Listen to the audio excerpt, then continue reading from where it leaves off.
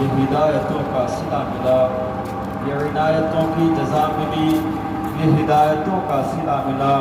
جو چراغ نور نبی کا تھا اسے کربلا میں بجھا دیا، جو چراغ نور نبی کا تھا اسے کربلا میں بجھا دیا۔ چمن آپ اپنا لٹا گئے، یہ بہار دین خدا رہے، چمن آپ اپنا لٹا گئے، یہ بہار دین خدا رہے۔ نہ جمع جو رنگ بہار سے تو لہو بھی اپنا ملا دیا، نہ جمع جو رنگ بہار سے تو لہو بھی اپنا ملا دیا۔ حضرات گرامی، آج ہم اور آپ حضرات امام حسین رضی اللہ تعالیٰ عنہ کی یاد میں ایک مجلس کو منعقد کیا ہے۔ حضرات گرامی، آپ کو معلوم ہونا چاہیے کہ امام حسین رضی اللہ تعالیٰ عنہ نے ایک ایسا کارنامہ انجام دیا ہے کہ جب تاریخ کو پڑھو کتابوں کے اور آنکھ کو الٹو تو آنکھوں سے آنسو جاری ہو جاتے ہیں۔ ایسا لگتا ہے کیا کوئی انسان ایسا بھی کر سکتا ہے؟ جو ظالموں نے امام حسین رضی اللہ تعالیٰ عنہ پر ظلم ڈھائے، سوچو ذرا امام حسین رضی اللہ تعالیٰ عنہ کون ہیں؟ امام حسین حضور نبی کریم صلی اللہ علیہ وسلم کے نواسے ہیں۔ بتایا جاتا ہے کہ جو نبی اللہ بھیجتا ہے اس کی ایک دعا ضرور مقبول ہوتی ہے، اور پیارے آقا صلی اللہ علیہ وسلم تم مالک کائنات مختار کائنات ہیں۔ جب امام حسین پیدا ہوئے تو آپ کی شہادت کی خبر بھی معلوم ہو جاتی ہے۔ ایک فرشتہ آتا ہے، امام حسین رضی اللہ تعالیٰ عنہ کی شہادت کی خبر دیتا ہے، فرماتا ہے حضور ادھر حضور خوشیاں منا رہے تھے۔ وہ فرشتہ آ کر کے بتاتا ہے حضور آپ اس بچے سے محبت کرتے ہیں۔ پیارے آقا صلی اللہ علیہ وسلم نے فرمایا ہاں میں اس سے بہت زیادہ محبت کرتا ہوں۔ وہ فرشتہ کہتا ہے پروردگار عالم نے کہا ہے جا کر کے میرے محبوب سے بتا دو یہی بچہ کل جو ہے میدان کربلا میں شہید ہوگا، اور شہید کرنے والا کوئی اور نہیں ہوگا، حضور آپ کی امت کا ایک شخص ہوگا، اس جو ہے شخص کو میدان کربلا میں شہید کرے گا۔ اگر اس وقت پیارے آقا صلی اللہ علیہ وسلم چاہتے تو دعا کر دیتے اے میرے پروردگار میرے اس نواسے کی شہادت کو رد کر دے، اے میرے مولا مجھے اس سے بہت پیار ہے، اس کی شہادت کو نہ لے۔ ان کی والدہ محترمہ حضرت فاطمہ زہرا رضی اللہ تعالیٰ عنہا اور والد گرامی علی کرم اللہ وجہہ الکریم جنہیں علی شہر خدا کہا جاتا ہے، ان کو بھی معلوم ہے، تمام صحابہ کرام کو معلوم ہے کہ امام حسین میدان کربلا میں شہید ہو جائیں گے، مگر کسی نے رب کی بارگاہ میں دعا نہیں کی مولا حسین کی شہادت نہ لے۔ حضرات گرامی، جب امام حسین کی شہادت کی خبر مشہور ہو گئی تو فرشتے آپ کو مبارکباد دینے کے لیے آ رہے تھے کہ جو ہے پیارے آقا صلی اللہ علیہ وسلم کو یہ مبارکباد دینے آ رہے تھے کہ آپ کے گھر ایک ایسا بچہ پیدا ہوا ہے جو ہے جس کی تعریف پوری دنیا کرتے نہیں تھکے گی۔ حضرات گرامی، ایک فرشتہ جس سے گستاخی ہو گئی تھی، رب کی فرما برداری کرنے میں کوتاہی ہو گئی تھی، اللہ نے اسے سزا دی تھی کہ اس کے بالوں پر چھین لیے تھے اور اسے دنیا میں ایک جزیرے پر ڈال دیا تھا۔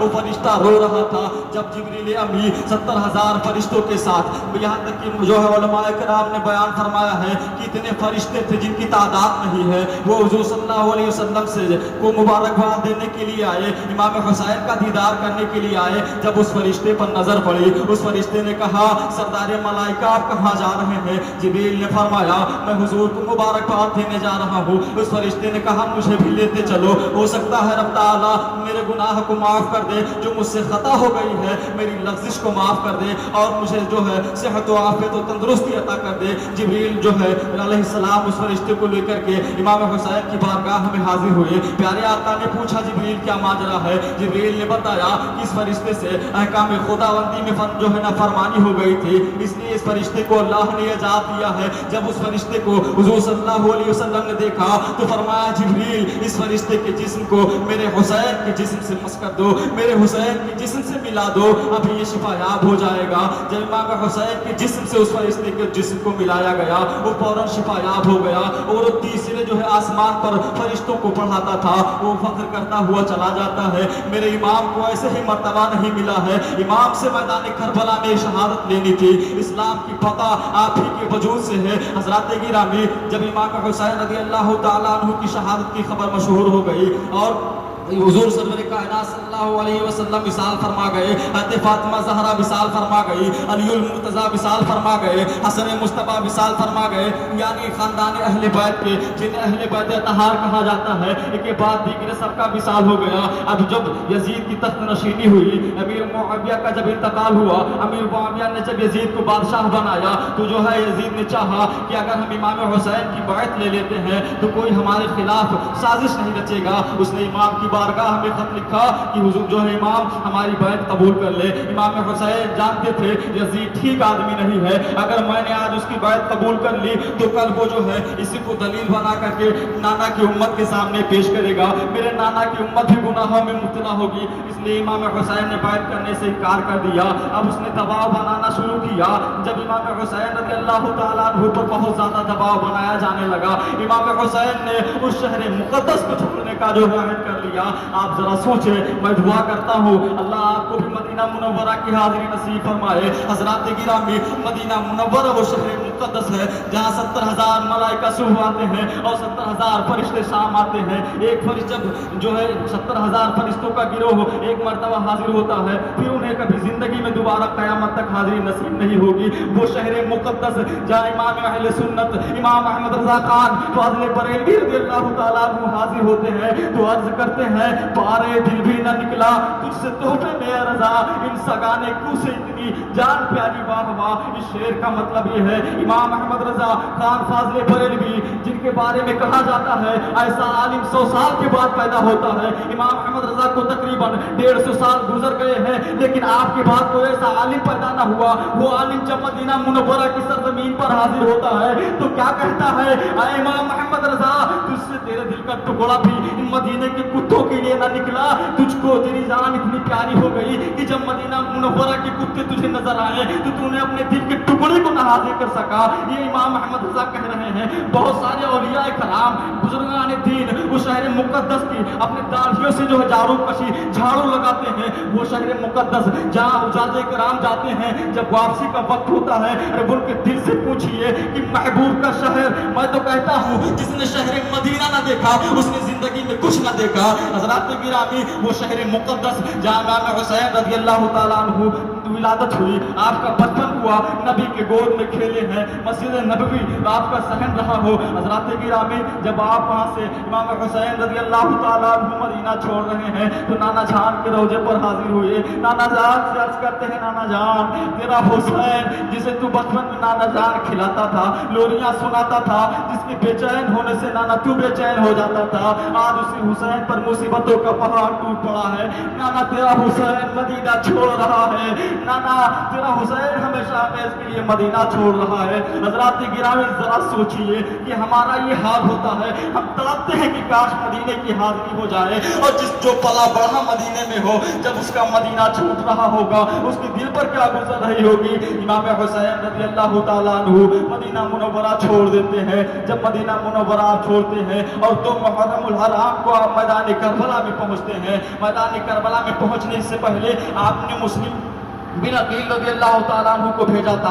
آپ نے اپنے 2 شہزادوں کو ساتھ لے لیا تھا جن کا نام محمد ابراہیم تھا۔ امام مسلم جب گئے، یزیدیوں نے آپ کا بہت شاندار استقبال کیا، دھوکہ ان کے خونوں میں بہ رہا تھا، انہوں نے ایسا شاندار استقبال کیا کہ امام مسلم خوش ہو گئے۔ ایک دن میں 40,000 لوگوں نے بیعت کر لی۔ جب امام مسلم نے یہ دیکھا کہ یہاں کے حالات بہت صحیح ہیں، کوفہ والے بہت صحیح ہیں، تو امام حسین کی بارگاہ میں خط لکھ دیا کہ آپ کا تشریف لے آئے، یہاں کے حالات بہت صحیح ہیں۔ امام حسین جب وہ خط پاتے ہیں تو کربلا کے لیے روانہ ہو جاتے ہیں۔ ادھر ظالموں نے بغاوت کر دی، امام مسلم کو شہید کرنے کے لیے تلاش کیا جانے لگا۔ امام مسلم رات کے سناٹے میں کوفہ کی گلیوں میں ٹہل رہے ہیں، جن ظالموں نے آپ کو بلایا تھا انہوں نے آپ کے ساتھ دھوکہ کر دیا۔ امام مسلم زارو قطار رو رہے ہیں، آپ کے دونوں بیٹے جدا ہو گئے ہیں۔ امام حسین جو ہے مسلم دیکھتے ہیں ایک بڑھیا دروازہ کھولے، کسی کا انتظار کر رہی ہے۔ امام مسلم جاتے ہیں اور اس بڑھیا کے دروازے پر بیٹھ جاتے ہیں، اس بڑھیا سے کہتے ہیں کہ مجھے پانی پلا دے۔ امام مسلم نے بتایا مجھے کوفہ والوں نے دھوکہ دیا ہے اور جو ہے میرے ساتھ دغا بازی کی ہے۔ وہ بڑھیا جو ہے امام مسلم کو پہچان گئی، آپ کو اپنے گھر لے جاتی ہے۔ کسی طریقے سے یزیدی ظالموں کو خبر ہوئی، انہوں نے ان کو شہید کر دیا اور آپ کو شہید کرنے کے بعد آپ کے چھوٹے چھوٹے بچے، بتایا جاتا ہے ایک بچے کی عمر 8 سال تھی، دوسرے کی عمر 6 سال تھی، ان بچوں پر بھی ظالموں نے رحم نہیں کھایا، انہیں بھی شہید کر دیا۔ امام حسین رضی اللہ تعالیٰ عنہ کو معلوم نہیں ہے کہ امام مسلم شہید کیے جا چکے ہیں، آپ کربلا کی جانب رواں دواں ہیں۔ جو محرم الحرام کو یہ قافلہ میدان کربلا میں پہنچتا ہے، جب امام حسین میدان کربلا میں پہنچے، امام حسین رضی اللہ تعالیٰ عنہ نے لوگوں سے پوچھا اے لوگوں یہ کون سی جگہ ہے؟ لوگوں نے بتایا یہ کربلا ہے۔ جب امام نے کربلا کا نام سنا، امام حسین کو پہلے سے معلوم تھا کہ اسی جگہ میں شہید کیا جاؤں گا۔ امام نے کہا یہ وہی کربلا ہے جہاں میں شہید کیا جاؤں گا، میرے بچوں کی جو ہے لاشیں تڑپیں گی۔ امام حسین رضی اللہ تعالیٰ عنہ نے حکم دیا کہ یہیں پر خیمے لگا لو۔ حضرات گرامی آپ دھوپ دیکھ رہے ہیں، کسی کی ہمت نہیں کہ یہاں پر بیٹھ جائے۔ میدان کربلا میں یہ دھوپ نہیں تھی، یہ زمین نہیں تھی، بلکہ میدان کربلا میں ریگستان تھا جہاں پیڑ درختوں کا کوئی نشان نہیں تھا، ریت گرم ہوائیں اور اوپر سے آسمان آگ برساتا ہوا، نیچے سے زمین آگ برساتی ہوئی، وہی خیمے لگا لیے گئے۔ جب امام حسین کے خیمہ لگ رہا تھا، بتایا جاتا ہے جب لکڑیاں گاڑی جا رہی تھی خیمہ لگانے کے لیے، تمبو تاننے کے لیے، تو جب کیلیں گاڑی جاتی تو خون نکل آتا۔ زینب نے عرض کیا بھائی حسین میرا دل گھبراتا ہے، یہ زمین صحیح نہیں ہے، میرا دل گھبراتا ہے۔ امام حسین رضی اللہ تعالیٰ عنہ نے بہن کو صبر دیا۔ الغرض امام کا خیمہ لگ گیا، سامنے دشمنوں کا خیمہ لگا ہوا ہے۔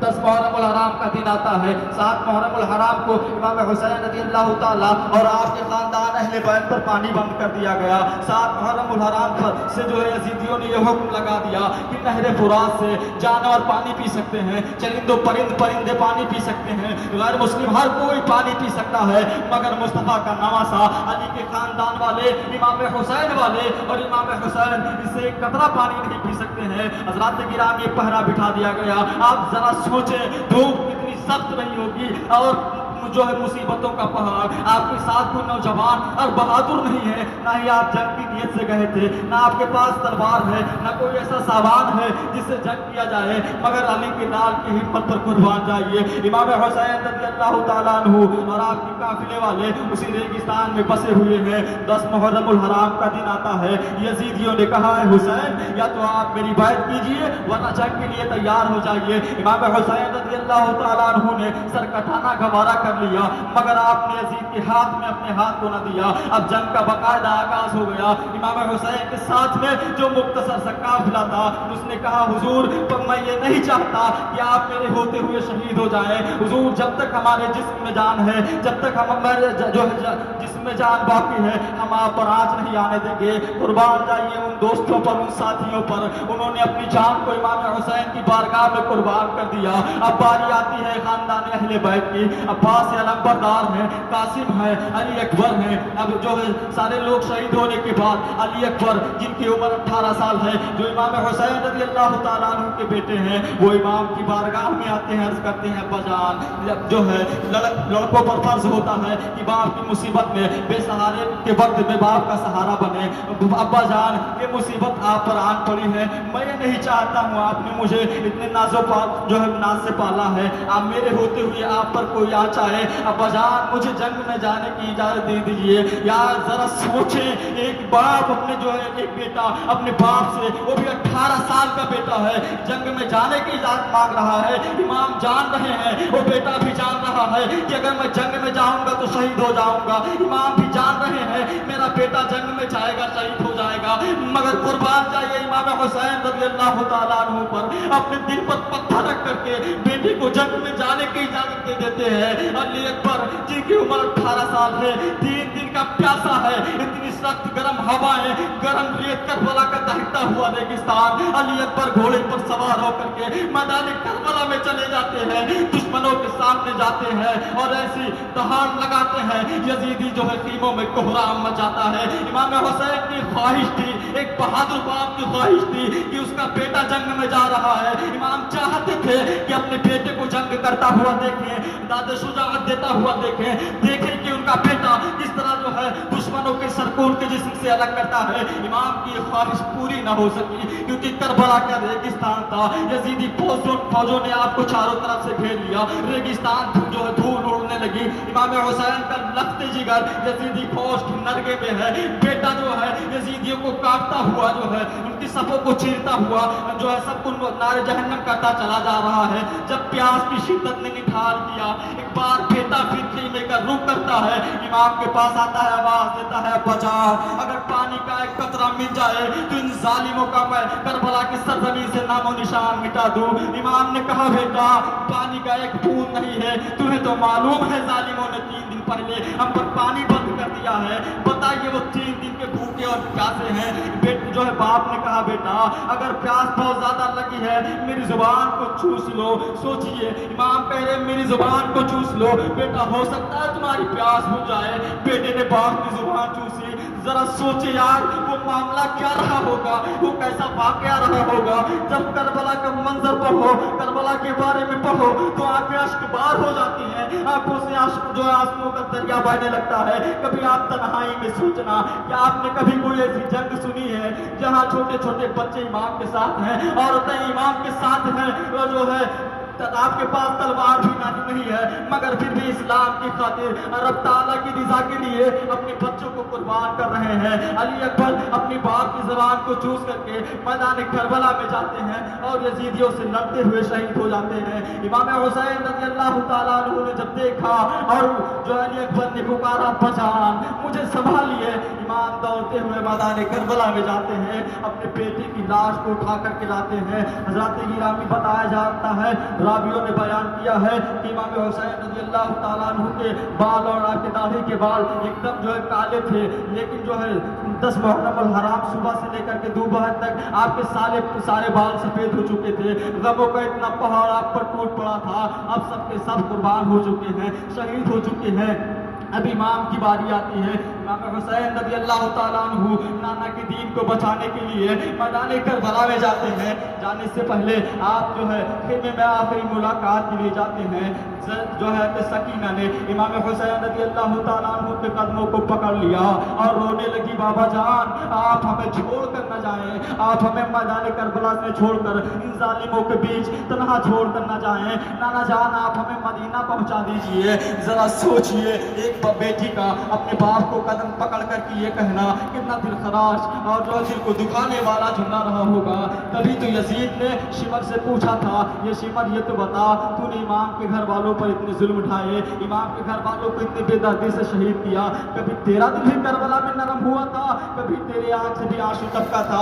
तो उस जो है यजीदी जालिम ने जिसने इमाम के घर वालों को लूट लिया, इमाम के पूरे कुंबे को कत्ल कर दिया, वो जालिम खुद कहता है कि जब इमाम हुसैन मैदान करबला में अपने खीमे में अपने जो है घर वालों से इजाजत तलब करने के लिए गए थे, जब उनकी बेटी सकीना रो रही थी, इमाम के कदमों को पकड़ करके आंसू बहा रही थी, उस वक्त मेरा दिल भी रो रहा था, करबला की जमीन कांप रही थी, आसमान जो से जो है खून बरस रहा था, ऐसा लग रहा था अभी तूफान आ जाएगा। खुद यजीद कह रहा है जो है और उसका जो है जिसने इमाम हुसैन को कत्ल किया था वो कह रहा है कि मैं भी रो रहा था इमाम हुसैन की मजलूमियत पर। अब जरा सोचिए उन लोगों ने किस कदर इमाम पर जुल्म उठाया था। इमाम हुसैन रज़ी अल्लाह ताला अन्हु सकीना को जो है तसल्ली देने के बाद ज़ैनब की तरफ मुखातब होते हैं, ज़ैनब से कहते हैं बहन जो है मेरे बाद तुम अपने कपड़ों को न फाड़ना, मातम न करना, मेरी बहन तेरा भाई हुसैन जा रहा है, तेरा भाई हुसैन जा रहा है,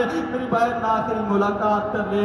जब बहन ने जुमले सुने तो बहन रोने लगी और लबों पर फरियाद आ गई। बहन ने कहा काश मैं पैदा ही न होती, काश आज का दिन मुझे देखना नसीब न होता, काश आसमान टूट पड़ता, पहाड़ टूट कर गिर जाते और पूरी दुनिया खत्म हो जाती, काश मुझे ये दिन देखना नसीब न होता। इमाम हुसैन रज़ी अल्लाह ताला अन्हु सबको जो है तसल्ली देने के बाद मैदान करबला की तरफ जाते हैं, आप में से बाहर निकलते हैं, बहन ज़ैनब पीछे पीछे आ जाती है और आवाज़ लगाती है 3 दिन की प्यासी है, मुंह से आवाज़ नहीं निकल रही है। जब जो है आवाज़ इमाम तक नहीं पहुंची आप दौड़ते इमाम के पास पहुंच जाती हैं। इमाम हुसैन ने देखा آپ کا دل جو ٹکڑے ٹکڑے ہو گیا۔ امام نے کہا بہن ابھی تیرا بھائی تو زندہ ہے، ابھی تو خیمے سے باہر کیوں نکل آئی، ابھی تو تیرا امتحان بہت لمبا ہے۔ حضرات گرامی بہن نے عرض کیا بھائی حسین میں اس لیے نہیں آئی ہوں بلکہ میری ماں فاطمہ زہرا اور آپ کی ماں حضرت فاطمہ نے جو ہے ایک وصیت مجھ سے کی تھی کہ جب تیرا بھائی میدان کربلا میں جائے تو اس کو ایسے مت جانے دینا، قربان جائیے اس ماں کی وصیت پر۔ ماں کہہ رہی ہے بہن سے کہ بیٹے کو کربلا میں شہید ہونے کے لیے ایسے مت بھیجنا بلکہ بھائی کو دولہا بنا کر کے بھیجنا، بھائی میری خواہش ہے اور ماں کی وصیت ہے۔ بہن نے بھائی کو سجایا، دولہا بنا کر کے بھیجا۔ امام میدان کربلا میں جاتے ہیں اور دشمنوں کے ساتھ لڑتے ہوئے شہید ہو جاتے ہیں۔ جب امام کی شہادت ہوئی اس وقت جمعہ کا دن تھا اور جو ہے منبر پر نانا جان نبی کریم صلی اللہ علیہ وسلم کا خطبہ دیا جا رہا تھا۔ امام حسین نے جو ہے پوچھا کہ کتنے بج رہے ہیں، لوگوں نے بتایا یہ وہی وقت ہے جس وقت آپ کے نانا جان کا خطبہ دیا جا رہا ہے۔ آپ نے جو ہے اسی کربلا کی سرزمین پر نماز کی نیت باندھ لی۔ امام کے سر کو اٹھتے ہوئے تو سب نے دیکھا، امام کے سر کو جھکتے ہوئے تو سب نے دیکھا، مگر امام حسین رضی اللہ تعالیٰ عنہ کے سر کو اٹھتے ہوئے کسی نے نہیں دیکھا۔ حضرات گرامی کربلا کا واقعہ بہت دردناک واقعہ ہے۔ اب ذرا سوچئے جب یہ قافلہ پورا لٹ جاتا ہے، صرف عورتیں اور بیمار زین العابدین بچتے ہیں، یہ قافلہ اس کربلا سے ہوتے ہوئے گزرتا ہے جہاں امام کا جسم پڑا ہوا ہے، علی اکبر کا لاشا پڑا ہوا ہے، قاسم نمبردار کا لاشا پڑا ہوا ہے۔ اب ذرا ان بہنوں اور ان جو ہے بیویوں اور ان ماؤں کے دل سے پوچھئے جن کا بیٹا سامنے پڑا ہوا ہے، جن کے بیٹے کا لاشا بغیر جو ہے سر کے سامنے پڑا ہوا ہے، ان کے دل پہ کیا گزری ہوگی۔ حضرات گرامی یہ نبی کے گھر والے ہیں، بہادری ان کے ہمت ان کے خون میں ہے۔ اس طریقے سے امام حسین رضی اللہ تعالیٰ عنہ کی شہادت ہو جاتی ہے اور یزید اتنا بدبخت تھا کہ وہ امام کی شہادت پر ہی خاموش نہیں ہوتا ہے بلکہ اس نے مدینہ منورہ محبوب صلی اللہ علیہ وسلم کے شہر میں 3 دن تک جو ہے قتل کو مباح کر دیا۔ 3 دن تک مدینہ منورہ میں جو ہے اس نے قتل عام کیا، عورتوں کو جو ہے اور بچوں کو قتل کیا گیا۔ جب مدینہ منورہ سے بھی اس کا جی نہیں بھرا تو وہ خانہ کعبہ میں گیا، خانہ کعبہ کی غلاف کو اس نے جلا دیا۔ بہرحال یزید بہت بدبخت ہے۔ بعض علماء کرام نے بتایا ہے کہ یزید کافر ہے اور بعض علماء کرام نے سکوت اختیار کیا ہے۔ بہرحال اس کا فیصلہ ہم رب تعالیٰ پر چھوڑتے ہیں۔ میں اپنی تقریر کو ختم کرتا ہوں۔ السلام علیکم ورحمۃ اللہ وبرکاتہ۔ قتل حسین نسل میں مرگ یزید ہے، اسلام زندہ ہوتا ہے ہر کربلا کی بات۔